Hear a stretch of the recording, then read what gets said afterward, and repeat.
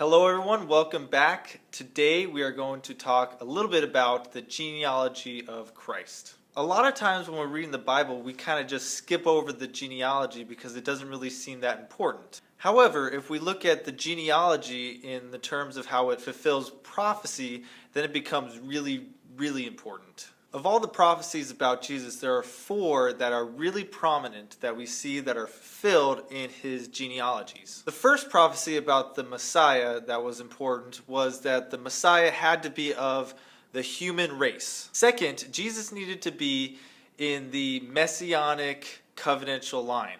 Thirdly, he needed to be in this royal line of David. Fourth and finally, it was prophesied that he was going to be the mighty God.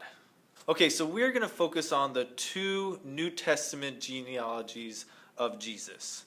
Those are Matthew 1 through 17, and Luke 3:23 through 38. If we look at those two genealogies simultaneously and kind of simplify both of them, we get to this chart that we have in front of us. Luke's list focuses on Mary's genealogy, whereas Matthew's list focuses on Joseph's genealogy.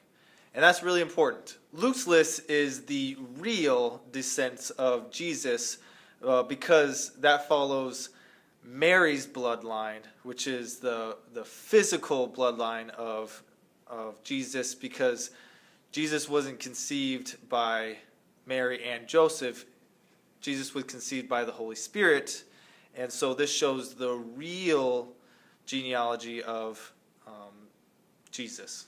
So Matthew's list is more of the legal descent of Jesus because this legal name could only come from a male. So going back to those four prophecies, if the first one was that he needed to be the Son of Man, we can see clearly from this genealogy that his bloodline in both cases goes all the way back to Adam. The fact that it starts with Abraham in Matthew's genealogy points to where God first made his covenant to his people, to the Israelites, that they would have a Messiah. Both genealogies linked back to David, and there we satisfy that he is in a kingly bloodline.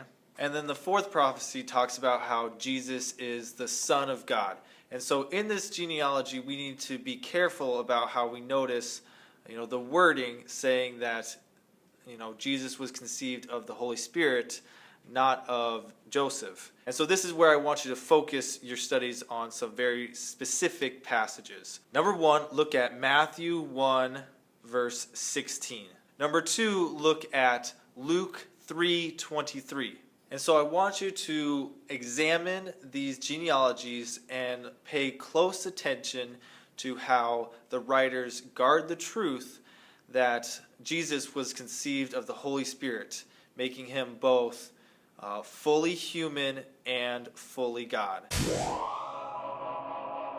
Now, if you want to dig a little bit deeper, I challenge you to look at the chart that I posted about all the prophecies that were fulfilled in Jesus. It'll show you the verses where the prophecy is made and then the verses in which they are fulfilled. These prophecies will include his pre-existence and his birth, prophecies about his public ministry, prophecies about his death and his resurrection, and prophecies about the present time and his future ministries. So dig deeper by looking at some of those verses and see how Jesus fulfills all these many prophecies.